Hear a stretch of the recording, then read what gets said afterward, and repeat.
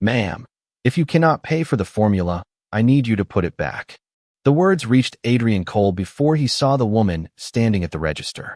He had entered the grocery store for a bottle of water after a 14-hour workday, still wearing the charcoal suit from a meeting that had added another $70 million to his company's valuation.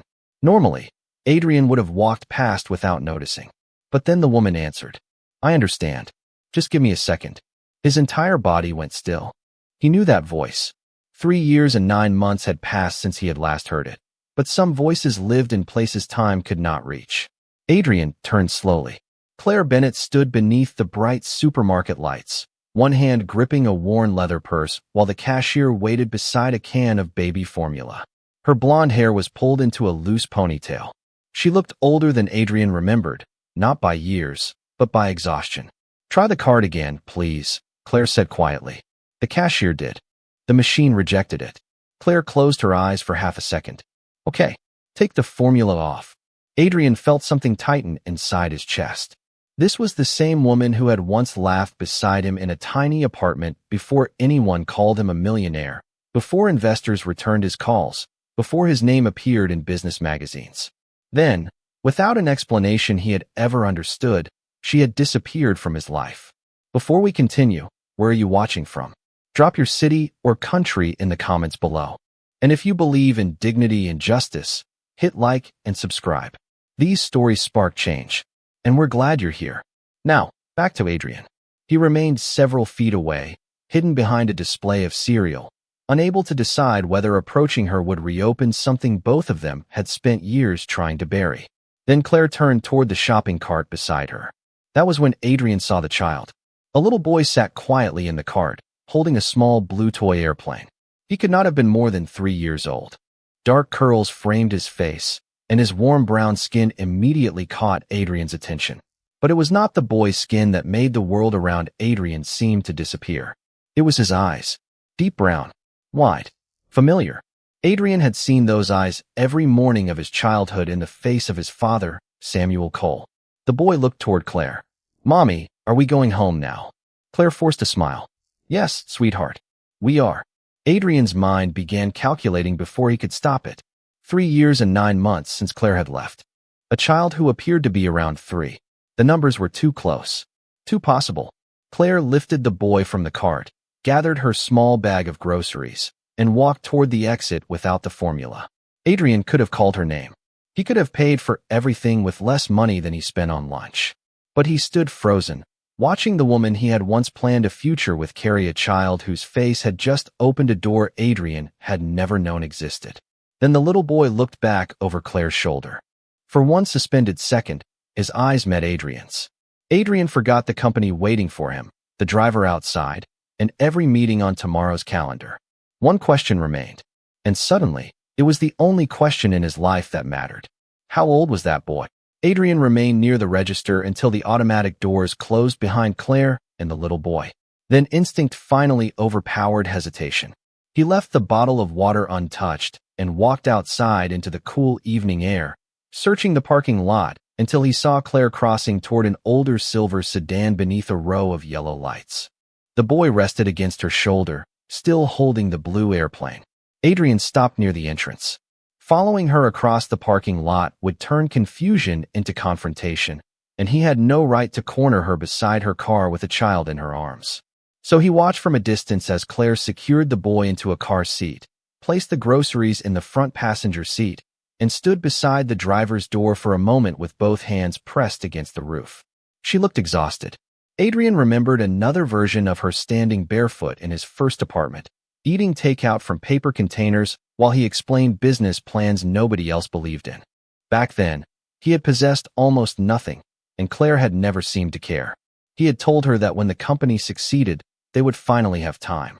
More dinners, more weekends, more life. Success arrived. Tom did not. Adrian pulled out his phone and checked the date as though the calendar might somehow change the arithmetic. Claire had left 3 years and 9 months earlier. Their last night together had been several weeks before that. If the boy was 3, the timeline was possible. But possible was not proof. Children resembled strangers every day. Memory could manufacture familiar features when the heart wanted an answer.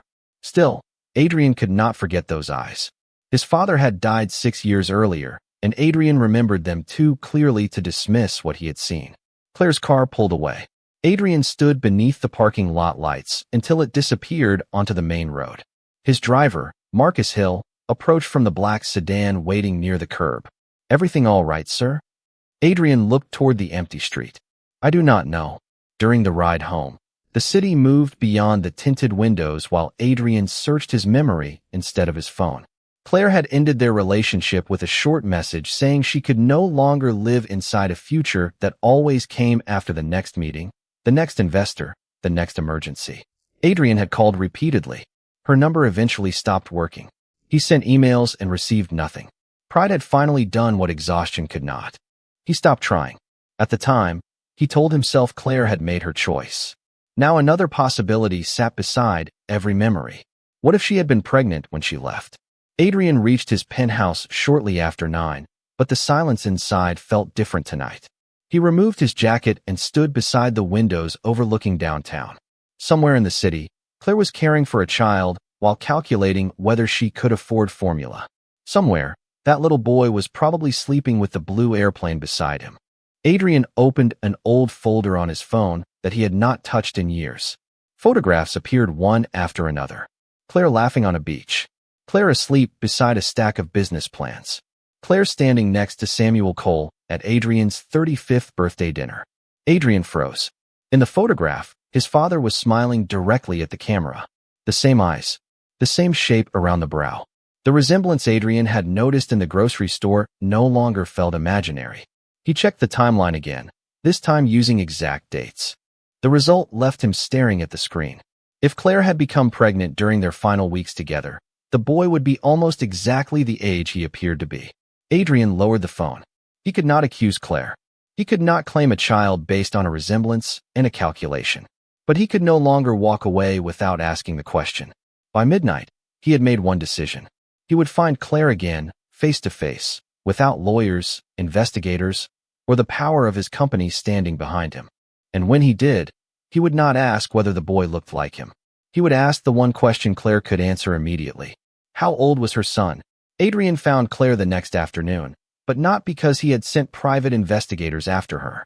He returned to the grocery store shortly before the same hour and waited inside the small coffee shop across from the checkout lanes, hoping yesterday had been part of a routine.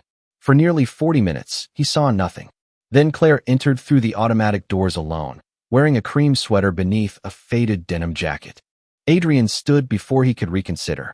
Claire saw him almost immediately. Her steps stopped. The color drained from her face. For several seconds, neither of them moved. 3 years and 9 months collapsed into the space between two people who had once known everything about each other. Adrian. His name sounded almost unfamiliar in her voice. Claire. Her eyes moved over his suit, then toward the exit as if measuring how quickly she could leave. Adrian noticed. "I am not here to cause trouble." "Then why are you here?" "I saw you yesterday." Claire's expression changed. "I know." That answer surprised him. "You saw me?" "In the reflection of the store window after I walked outside." Adrian felt his pulse quicken. "Then you know what I saw." Claire looked away. "You saw me having a difficult day." "I saw your son." Her eyes returned to his immediately. Adrian kept his voice low. "I need to ask you something, and I need you to tell me the truth." Claire's shoulders tightened. "You do not get to appear after almost 4 years and demand anything from me." "I am not demanding. I am asking." Adrian paused, forcing himself not to say everything rushing through his mind. "How old is he?" Claire became completely still. That silence answered more than any number could have. Adrian felt the floor beneath him without really feeling it. "Claire." She looked toward the checkout lanes where strangers pushed carts through ordinary afternoons. "Do not do this here." "Then tell me where." "There is nothing to discuss." "If there were nothing to discuss, you would have answered the question." Claire closed her eyes briefly. Adrian lowered his voice further. "Yesterday, I watched you leave with a little boy who looks about 3 years old. I counted backward. I remembered when you left. I remembered the last time we were together. And then I looked at his face." Claire swallowed. "Do not." "His eyes look like my father's." The words landed between them. Claire turned away, but not before Adrian saw tears gathering in her eyes. His suspicion became something heavier. How old is your son? He asked again. Claire finally faced him. 3 years and 2 months. Adrian stopped breathing for a second. The timeline fit almost perfectly. What is his name? Noah. Adrian repeated it quietly. Noah. Claire folded her arms as if protecting herself from the conversation. You need to leave this alone. Adrian stared at her. Is he mine? Claire's expression broke for only a moment, but Adrian saw it. Fear. Regret. Something that looked almost like guilt. Claire, is Noah my son? She looked around the store, then back at the man she had once loved. I cannot answer that question in the middle of a grocery store. Adrian's voice remained controlled, but every word carried the weight of nearly 4 missing years. Then tell me where you can answer it. Claire hesitated before taking a receipt from her purse and writing an address on the back. She handed it to him. Tomorrow, 10 in the morning. Adrian looked at the address. Will Noah be there? Claire's face tightened. No, my neighbor will watch him. She started walking toward the exit, then stopped beside Adrian without looking at him. You should understand something before tomorrow. Adrian waited. Claire's voice dropped almost to a whisper. You were never supposed to find out this way. Then she walked away, leaving Adrian alone with the address in his hand and the terrifying realization that Claire had not told him he was wrong. Adrian arrived at the address at exactly 10 the next morning. Claire lived in a modest apartment complex 20 minutes outside downtown, far from the glass towers and private offices that defined his daily life. He had told his driver to leave after dropping him off. No assistant, no attorney, no security. Whatever waited behind Claire's door belonged to the two people who had once planned a future together. Claire opened the door before he could knock twice. Come in. Adrian stepped into a small living room filled with unmistakable signs of a child. A blue blanket rested across the couch. Plastic building blocks covered one corner of the floor. On a low shelf sat several toy airplanes, including one that looked exactly like the toy Noah had carried at the grocery store. Adrian stared at them longer than he intended. He loves airplanes, Claire said quietly. Adrian looked at her. So did my father. Claire's expression tightened. She walked toward the kitchen and poured 2 cups of coffee, although neither of them touched one. Adrian remained standing. Is Noah my son? Claire gripped the edge of the counter. There is a strong possibility. Adrian felt frustration rise, but kept his voice measured. That is not the same answer you almost gave me yesterday. Because yesterday, I was not prepared for this. Neither was I. Claire looked at him. You think I planned for you to walk into that store? I think I deserve to know why a 3-year-old boy might be my child, and I am hearing about him for the first time. Silence filled the apartment. Claire finally sat at the small kitchen table. I found out I was pregnant 3 weeks after I left. Adrian slowly took the chair across from her. The words struck harder than he had expected. And you never told me? I tried. Adrian stared at her. No, Claire. You disappeared. I called your office. You had my number. Your number changed after the company expanded. I called the number I had until it stopped connecting. I emailed you. I wrote to you. Adrian shook his head. I never received anything. That does not mean I never sent it. The certainty in her voice stopped him. Claire looked down at her hands. I called your office when I was 11 weeks pregnant. I told the woman who answered that it was personal and urgent. 2 days later, someone called me back. Adrian leaned forward. Who? I did not know her personally. She said she worked closely with you. Adrian's expression hardened with confusion. What did she say? Claire hesitated. She said you had received my message. She said you were preparing for a major funding round and did not want personal complications interfering with the company. She told me you wished me well, but you did not want further contact. Adrian sat completely still. I never said that. Claire's eyes met his. I believed you did. You knew me. I knew the man you were before everything changed. That sentence landed quietly. Adrian remembered the endless meetings, missed dinners, and promises postponed until after the next milestone. He had given Claire reasons to believe ambition would always come first, even if he had never knowingly abandoned her. Why did you not come to me in person? He asked. Claire's voice softened. I tried once. Your office had moved into the new headquarters. Security would not let me upstairs without an appointment. I left a letter. Adrian felt something cold settle inside him. With whom? The front desk. He looked toward the toys in the living room. 3 years of birthdays. First words. First steps. All existing somewhere beyond his knowledge. But one fact remained uncertain. Adrian turned back to Claire. You said there is a strong possibility. Was there someone else? Claire shook her head. No. Adrian's breathing slowed. Then why say possibility? Because I will not tell Noah that someone is his father based only on dates and familiar eyes. For the first time that morning, Adrian understood exactly what she meant. He nodded. Then we confirm it. Claire studied him carefully. And if the test says he is yours? Adrian looked toward the little blue airplanes scattered across the floor. When he answered, his voice was quiet. Then I need to understand how my son grew up 3 years without me, and who decided I was never supposed to know he existed. Claire did not answer immediately. She walked to a narrow cabinet beside the refrigerator and pulled out a small cardboard box sealed with clear tape. Adrian watched as she placed it on the kitchen table between them. What is this? He asked. Everything I kept. Claire opened the box and removed several printed emails, an envelope with a postal return label, and a notebook filled with dates written in blue ink. Adrian reached for the first page. The email was addressed to an account he had stopped using during the company's expansion, but the date was unmistakable. Claire had sent it nearly 4 years earlier. The message was short. She needed to speak with him about something important. Another email followed 2 weeks later. Then another. Adrian read each one slowly. I never saw these. I know that now, Claire said. She handed him the envelope. His old office address was written across the front.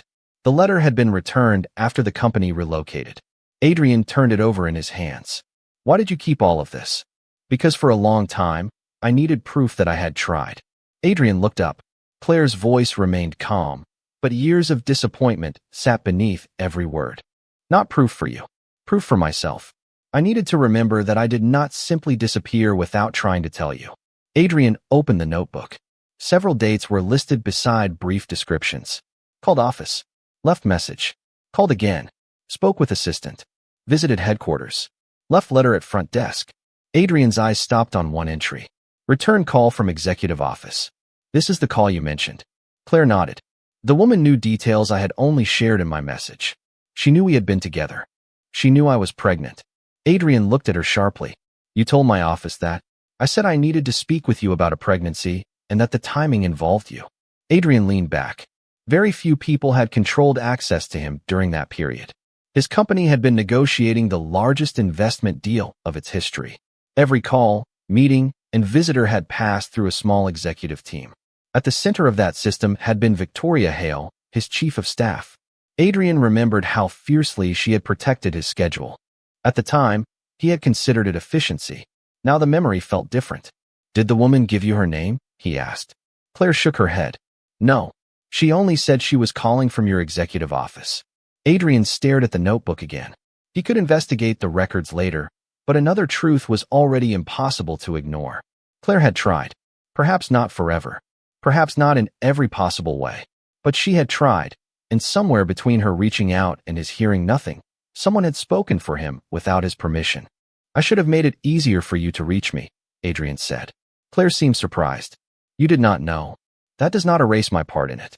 I built a life where people had to pass through layers just to speak to me. Claire looked toward the living room. And I stopped trying eventually. Adrian raised his eyes. Why? She took a long breath. Because every unanswered message made me feel more certain that the woman had told me the truth. Then Noah was born, and fear became stronger than hope. Fear of what? Claire looked directly at him. You. Adrian's expression changed. Me? Not that you would hurt us. That you would arrive with attorneys, money, and resources I could never compete with.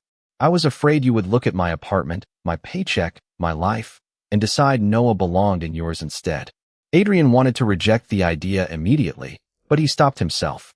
Claire had known the ambitious man he once was, not the father he might become. I would never take a child away from his mother because I have more money.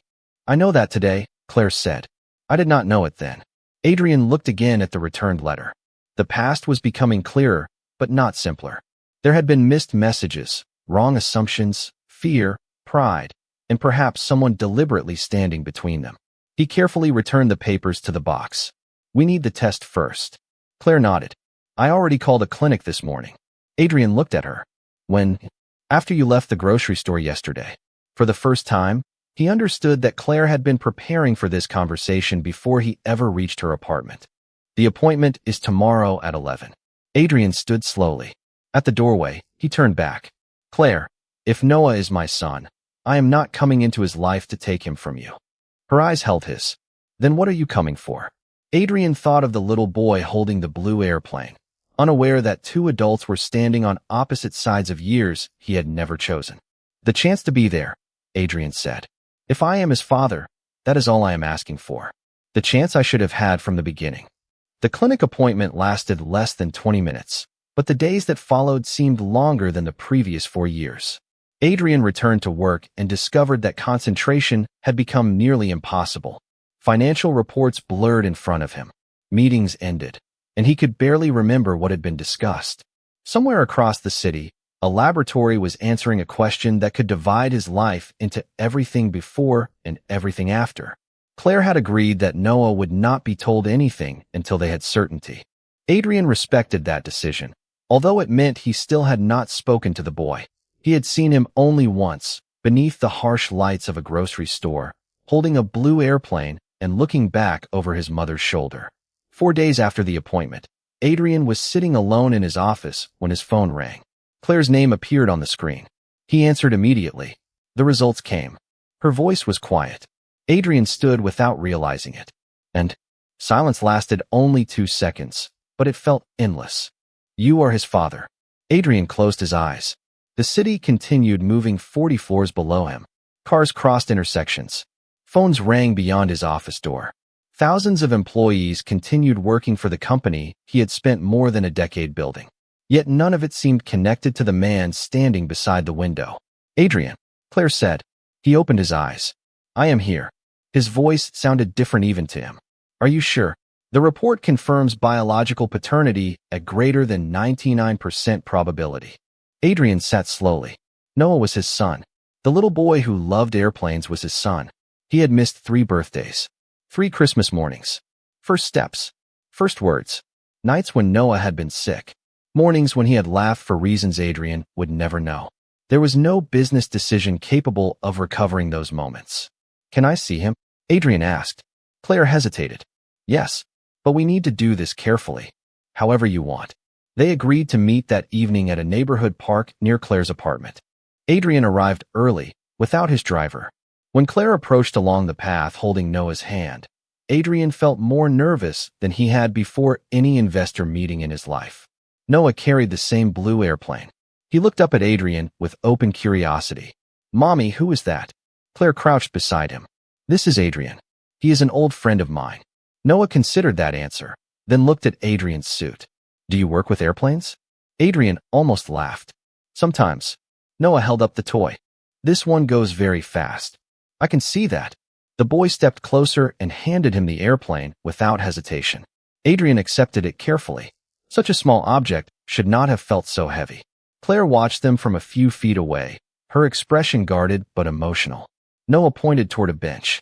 You can fly it with me. Adrian looked at Claire. She gave a small nod. For the next 20 minutes, a Millionaire chief executive officer sat on a park bench pretending a plastic airplane was crossing the country while his 3-year-old son explained where every imaginary passenger was going. Noah knew nothing about the test results, nothing about missed letters or unanswered calls. To him, Adrian was simply a man willing to listen. When it was time to leave, Noah reached for his airplane. Adrian handed it back. Will you come again? The question caught him completely unprepared. Adrian looked toward Claire before answering. If your mom says it is okay. Noah immediately turned to her.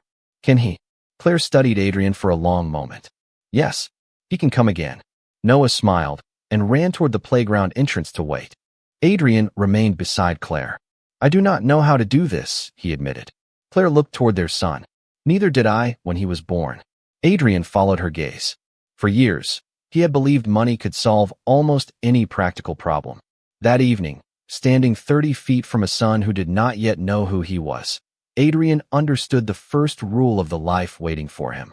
He could provide Noah with everything money could buy, but becoming his father would require something no check could replace: time.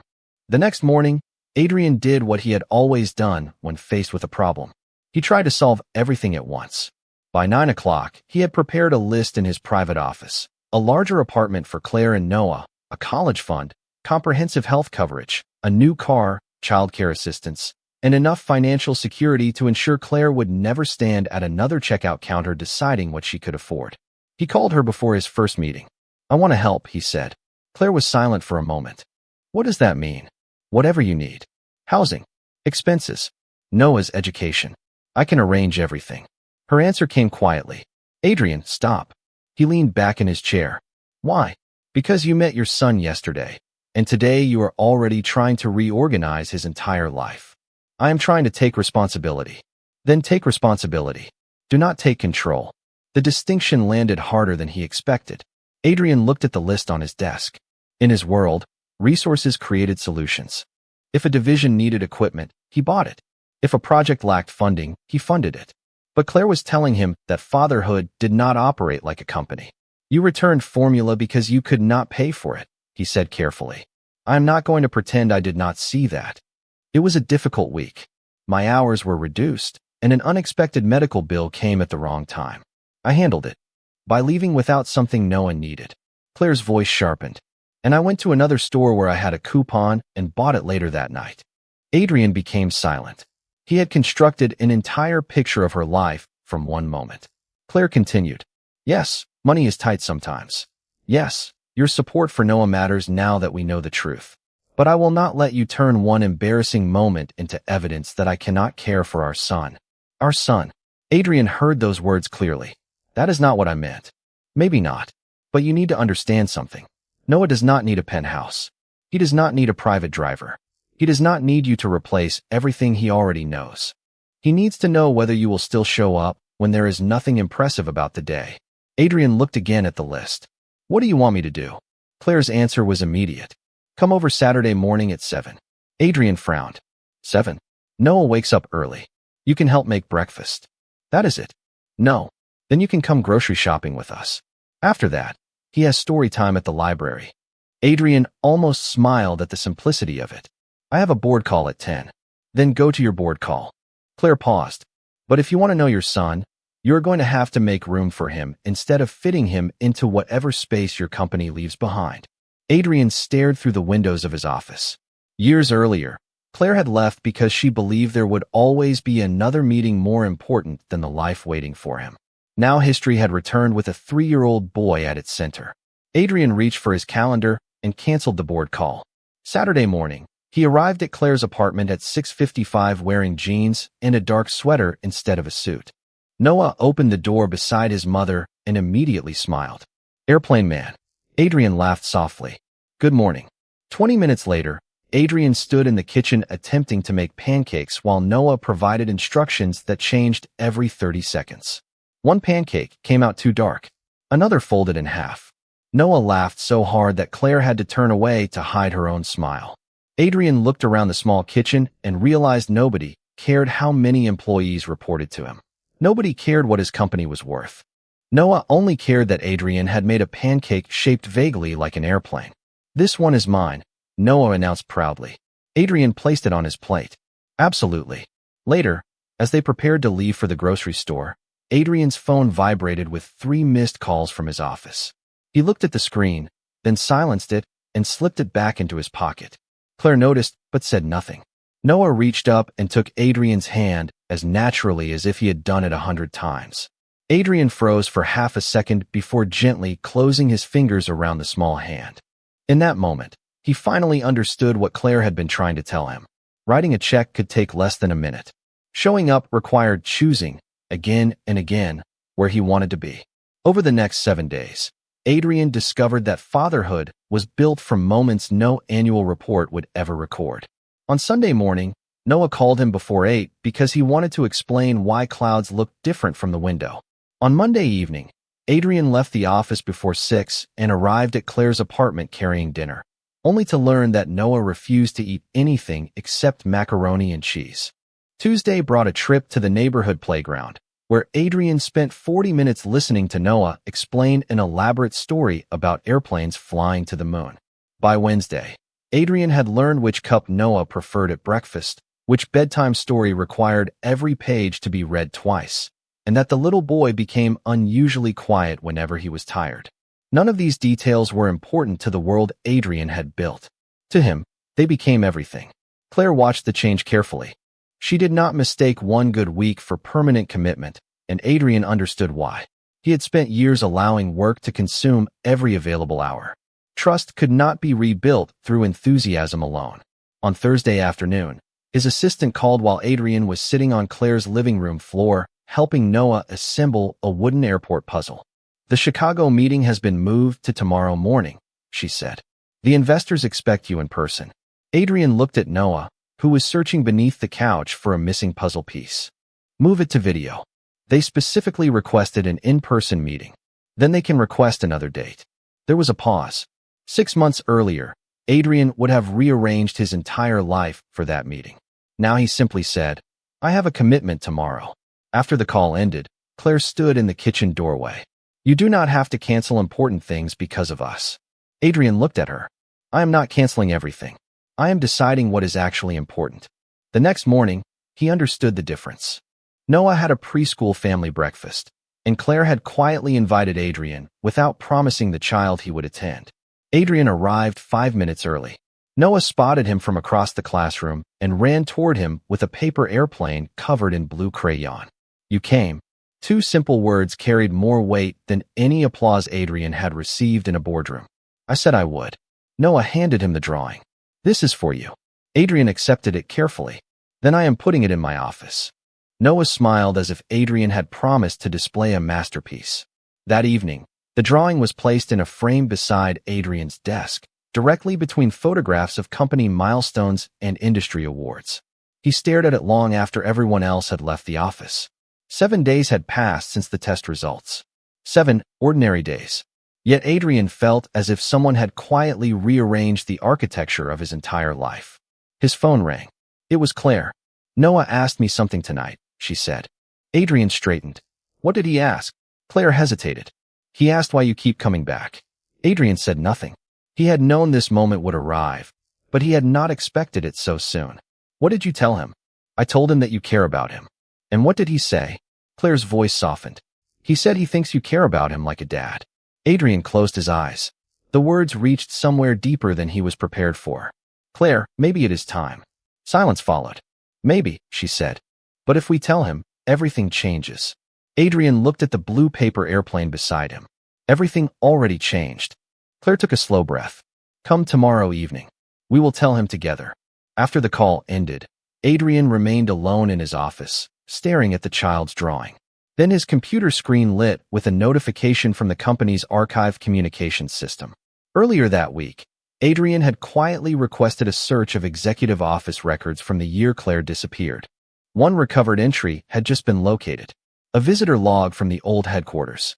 Claire Bennett. The date matched the notebook exactly. And beside the entry was the name of the executive staff member who had personally instructed security not to send her upstairs. Victoria Hale.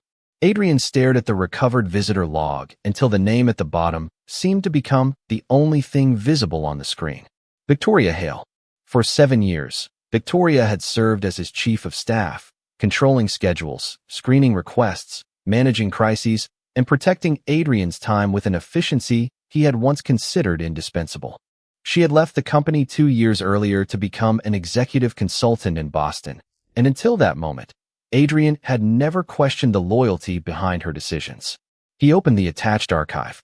The record showed Claire arriving at 11:17 in the morning. Security had contacted the executive floor. For minutes later, Victoria's office had instructed them not to grant access. Another recovered note stated that an envelope left by Claire had been transferred to executive administration. There was no record of what happened to it afterward. Adrian leaned back slowly. Evidence was not yet proof of motive, but it was enough to destroy the possibility that Claire had imagined everything. Someone had known she was there. Someone close enough to Adrian had made a decision before he ever knew a decision existed. His first instinct was to call Victoria immediately. Instead, he closed the file. Tonight belonged to Noah. At 6:30, Adrian arrived at Claire's apartment carrying nothing but the blue paper airplane Noah had made for him. Claire noticed his expression as soon as she opened the door. "What happened?" "Later," Adrian said quietly. "Not before we talk to him." Noah was sitting on the living room rug with his toy airplanes arranged in a careful line. Adrian sat beside him while Claire took the other side. The conversation was simpler than either adult had feared. Claire explained that families sometimes learn important things later than expected. Then she told Noah that Adrian was his father. Noah looked from Claire to Adrian, thinking with the seriousness only a 3-year-old could bring to such enormous information. "That is why you keep coming back?" he asked. Adrian felt his throat tighten. "Yes." Noah considered him for another moment. "Can I still call you Adrian?" A quiet laugh escaped Claire. Adrian smiled. "You can call me whatever makes you comfortable." Noah nodded, satisfied, and returned to his airplanes. To him, the world had changed without becoming frightening. Later, after Claire put him to bed, Adrian showed her the visitor record on his phone. She read it twice. "Victoria," she whispered. "You know her? She ran my executive office." Claire's face changed. "I remember that name." Adrian looked at her sharply. "From where?" "The woman who called me never introduced herself clearly, but when I called your office again afterward, I asked for the person who managed your schedule. The receptionist said Victoria Hale." Adrian felt the final pieces beginning to move into place. "Why did you never tell me her name before?" "Because until this week, I thought she was speaking for you." Adrian looked toward the hallway where Noah slept. She was not. The next morning, Adrian contacted the company's legal counsel and requested a confidential preservation of archived communications from Victoria's final years at the company. He wanted facts, not assumptions. By late afternoon, the technology team recovered an old internal message connected to Claire's visit. It was only one sentence, sent from Victoria to an executive assistant. "Do not put this matter on Adrian's schedule until after the funding round closes." Adrian read the sentence again. The funding round had closed 4 months later. By then, Claire had given birth, changed apartments, and stopped trying to reach him. Adrian sat alone in his office as the truth settled over him. Victoria had not merely protected his calendar for an afternoon. Her decision had helped redirect 4 years of 3 people's lives. His phone rested beside the framed paper airplane Noah had drawn. Adrian picked it up and searched for Victoria's number. His thumb hovered over the screen, but he did not call yet. Before confronting her, he needed every record that remained. Because there was one question the recovered message still did not answer. Why had Victoria decided that learning about his own child was something that could wait? Adrian waited until the records were complete before calling Victoria. By Friday morning, the archive had revealed 3 additional entries. Claire's original phone message, the internal note delaying contact until after the funding round, and a record showing that her letter had reached Victoria's office. Adrian requested a private video call. Victoria appeared on the screen from a bright office in Boston, looking almost exactly as he remembered her, composed, precise, and prepared. "Adrian," she said, "it has been a long time. Do you remember Claire Bennett?" The warmth disappeared from Victoria's expression. That was enough to tell him the answer. "Yes," she said carefully. Adrian placed the recovered records on his desk. "She came to my office nearly 4 years ago. She called before that. She left a letter." "You knew she was pregnant." Victoria remained silent. "Did you tell her I wanted no further contact?" Adrian asked. "I told her what I believed was necessary at the time." Adrian stared at the screen. "That was not your decision to make." Victoria exhaled slowly. "You were weeks away from closing the most important funding round of your career. Investors were already questioning whether you could scale the company. You were sleeping 4 hours a night. Every personal crisis became a business risk. My child was not a business risk. I did not know the child was yours. Neither did I, because you made sure I never had the chance to find out." Victoria's composure finally weakened. "I intended to tell you after the deal closed." Adrian looked down at the dates. "For months later, things became complicated." "No, things became convenient. The company succeeded, so you decided silence had worked." Victoria looked away. Adrian felt anger, but beneath it was something more difficult to accept. He had created the environment in which Victoria believed she had permission to make such a choice. For years, he had praised her for removing distractions. He had allowed access to him to become a privilege controlled by other people. "Why did you tell Claire I rejected her?" he asked. Victoria hesitated. "Because I thought uncertainty would keep her calling." Adrian's voice became quieter. "So you gave her certainty by lying." "I thought I was protecting what you had spent your life building." Adrian looked at the framed paper airplane beside his computer. "You protected my company from my son." Victoria closed her eyes briefly. Neither of them spoke for several seconds. "I am sorry," she finally said. Adrian believed she regretted the consequences. He was less certain she understood the choice itself. Legal counsel will contact you regarding the archived records, he said. I am not calling to threaten you, Victoria. I am calling because you need to understand that nobody who works for another person has the right to decide which truths that person is allowed to know. After the call ended, Adrian remained at his desk. He had expected answers to bring relief. Instead, they brought responsibility. Victoria had lied, but Adrian could not place every lost year at her feet. He had built walls around himself and called them efficiency. He had become so unavailable that Claire believed a stranger could speak for him. That evening, Adrian went to Claire's apartment and told her everything. She listened without interruption. So she kept us apart, Claire said. Adrian shook his head slowly. She helped keep us apart. I am not giving her responsibility for every choice we made afterward. Claire studied him. You could blame her. That would be easier. Adrian looked toward the living room, where Noah was building an airport from wooden blocks. But I spent years believing success required everyone around me to protect my time. I never asked what they were protecting it from. Claire's expression softened. Adrian continued. Victoria made a terrible decision. But I created a life where someone could hide something this important from me for months without me noticing. Noah suddenly called from the other room. Adrian, the airport needs you. Adrian looked at Claire. For the first time, she smiled without hesitation. You should go. It sounds important. Adrian walked toward his son and sat on the floor beside the unfinished wooden airport. His phone began vibrating in his pocket. He did not look at it. For once, nobody else would decide what deserved his attention.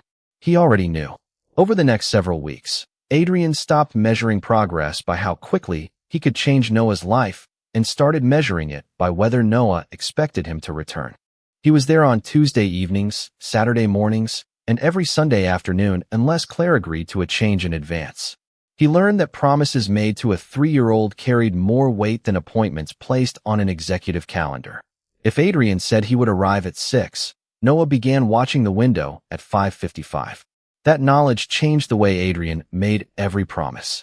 Claire noticed the consistency, but she also noticed something else. Adrian never used his new role as Noah's father to pressure her about their past. He did not ask when they would become a family again. He did not suggest that Noah needed them to live together. He did not use money, lawyers, or guilt to force himself deeper into her life. Instead, he worked with Claire to establish a formal parenting agreement that protected both of them and, most importantly, gave Noah stability. One evening, after Noah had fallen asleep, Claire found Adrian sitting at the kitchen table reviewing a preschool calendar. You know your assistant could put all of that into your schedule, she said. Adrian looked up. She already did. Claire almost smiled. Then why are you reading it? Because I want to know what I am agreeing to before someone else manages it for me. The meaning beneath his words was impossible to miss. Claire sat across from him. For a moment, the apartment was quiet. I need to tell you something, she said. Adrian set the calendar aside. All right. Claire folded her hands. Victoria lied to me. What she did was wrong. But she is not the only reason you missed those years. Adrian remained silent. After Noah was born, I had opportunities to try again, Claire continued. I could have contacted your attorneys. I could have found you through someone outside your company. Your name was everywhere by then. Adrian watched her carefully. Why did you not? Claire looked toward the hallway. Because I was afraid. And after a while, fear became an excuse. Adrian did not interrupt. I told myself you had rejected us because believing that was easier than risking another answer. Then your company became successful, and I convinced myself that if you discovered Noah, you would have every advantage I did not have. You thought I would take him. Yes. Adrian absorbed the answer without anger. Did you really believe I was capable of that? Claire's eyes filled with regret. I believed I did not know who you had become. The truth hurt because Adrian understood it. Years of silence had turned both of them into imagined versions of each other. Claire had pictured a powerful man who might use wealth to control her. Adrian had pictured a woman who had simply chosen to leave. Neither image had been complete. I should have kept trying, Claire said. You deserve to know. Noah deserved the chance to know you. I cannot put all of that on Victoria. Adrian leaned back. And I cannot put all of it on you. Claire looked at him. Then where does that leave us? Adrian considered the question. Once, he would have wanted a solution immediately. A clear answer. A defined future. Now he understood that some things could only be built slowly. It leaves us here, he said. Two people who made mistakes, one person who interfered, and one little boy who did nothing wrong. Claire lowered her eyes. Adrian continued. I am not asking you to come back to me. I am not asking you to forgive everything that happened. I am asking for the chance to be Noah's father every day from now on. Claire looked toward the preschool calendar between them. Even if you and I never become what we were. Adrian answered without hesitation. My relationship with my son cannot depend on whether you love me again. For several seconds, Claire said nothing. Then a small voice came from the hallway. Adrian. Noah stood there holding his blue airplane, half asleep. Adrian immediately rose from the table. I am right here. Noah reached for him. Adrian lifted his son carefully, and Noah rested his head against his shoulder. Claire watched as Adrian carried him back toward his room. For the first time since he had returned to their lives, she was not wondering how long he would stay. She was beginning to believe he had finally learned how to remain. 3 months passed, and Adrian discovered that consistency changed relationships in ways grand gestures never could. Noah no longer called him Airplane Man. Most days, he called him Adrian. But one Saturday morning, while running toward him at the park, the word Dad came out without warning. Noah did not stop to explain it. He simply reached for Adrian's hand and asked whether they could go see the ducks. Adrian stood frozen for half a second before following him. He did not mention the word to Claire until later. He did not want Noah to feel that something natural had become a performance. Claire already knew. She had heard it from the bench 20 feet away. That evening, after Noah was asleep, she handed Adrian a cup of coffee and sat beside him on the apartment balcony. You heard him, she said. Adrian nodded. I did. How did it feel? He looked across the quiet neighborhood. Like getting something I had no right to demand. Claire studied him. You are his father. Biology made that true before I knew him. Trust is different. The answer stayed with her. Over the following weeks, Claire began inviting Adrian into moments that had nothing to do with parenting schedules. Coffee after dropping Noah at preschool. Dinner when neither of them wanted to cook. A Sunday afternoon walking through the farmer's market while Noah slept in his stroller. They spoke about the years before everything had gone wrong, but they also learned about the people they had become afterward. Adrian admitted how completely ambition had once controlled him. Claire admitted that independence had sometimes become another name for refusing help even when she needed it. Neither tried to erase the past. They simply stopped allowing it to speak for them. One evening, Adrian arrived to find Claire sitting at the kitchen table, surrounded by bills. She immediately began gathering them. You do not have to hide those from me, he said. I am not hiding them. Claire. She sighed. I am handling it. Adrian sat across from her. I know. But Noah is my responsibility too. This time, he did not offer a new apartment or an unlimited account. Instead, he placed a folder on the table. Inside was a proposed monthly support arrangement prepared through their attorneys, based on Noah's actual needs and designed to preserve Claire's independence. Read it, Adrian said. Change anything you do not like. Nothing happens unless we both agree. Claire looked at him with surprise. You really learned to stop trying to fix everything in one afternoon. Adrian smiled. I am still learning. A week later, Claire signed the agreement after making several changes. Adrian accepted every one without argument. Something shifted between them after that. Not because of the money, but because Claire finally understood that Adrian was no longer trying to enter her life by taking control of it. Then came the evening that tested everything. Adrian received an invitation to attend an important business dinner in New York on the same night as Noah's first preschool performance. Years earlier, there would have been no decision. This time, Adrian declined the dinner before finishing the email. He sat in the second row beside Claire, while Noah walked onto the small stage wearing a cardboard airplane costume and immediately searched the audience. The moment he found them, his entire face brightened. Mommy, Dad. Several parents smiled. Adrian looked down, overwhelmed by the simplicity of belonging somewhere he had nearly missed forever. After the performance, Noah fell asleep during the drive home. Adrian carried him upstairs and tucked him into bed. When he returned to the living room, Claire was waiting. You chose us tonight, she said. Adrian shook his head gently. No, I chose my son. There should never have been a question. Claire stepped closer. That is exactly why it mattered. Adrian looked at her, but made no move to close the distance. He had promised himself he would never use Noah as a bridge back into Claire's heart. Whatever happened between them had to be chosen freely. Claire seemed to understand. She reached for his hand.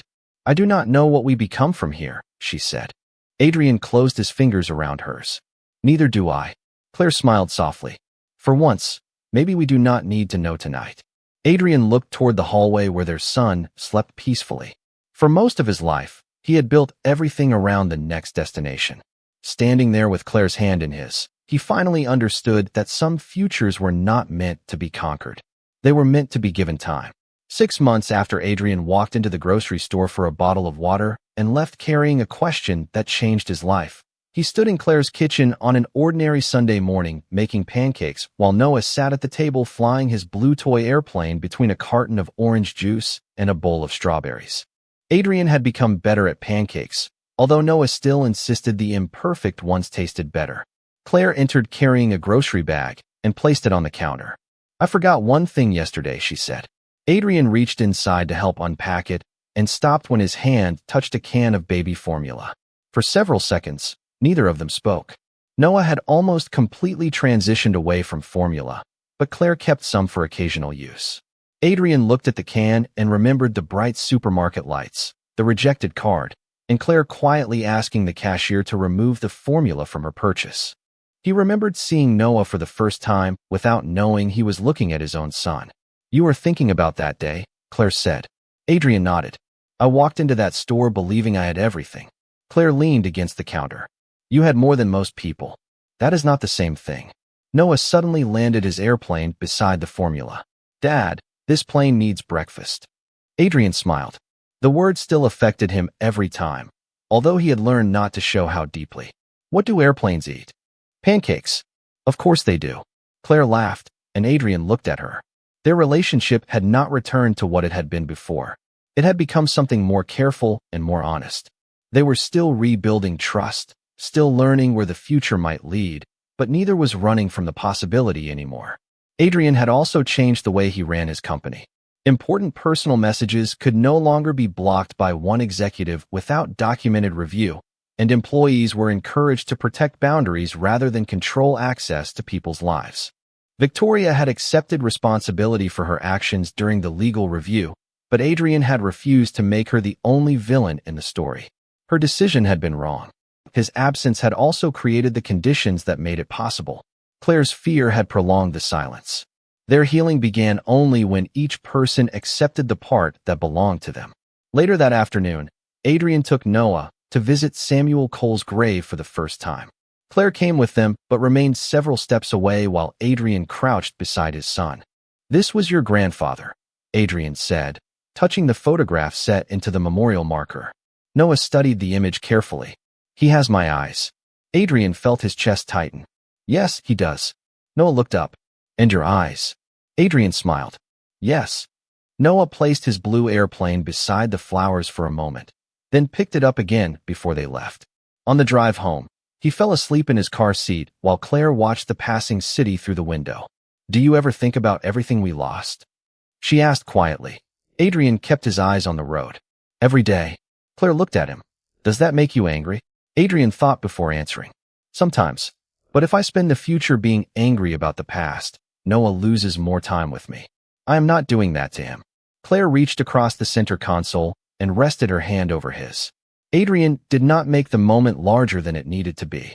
He simply held her hand until they reached home. That evening, Noah sat between them on the couch while Adrian read his favorite airplane story for the second time, exactly as required. When the book ended, Noah leaned against Adrian and closed his eyes. Adrian looked across at Claire, then toward the small kitchen where the can of formula still rested on the counter. Once, it had represented everything he did not know. Claire's struggle, Noah's existence, and years that could never be returned. Now it reminded him of something else. Adrian had spent his adult life building a fortune because he believed success meant never lacking anything.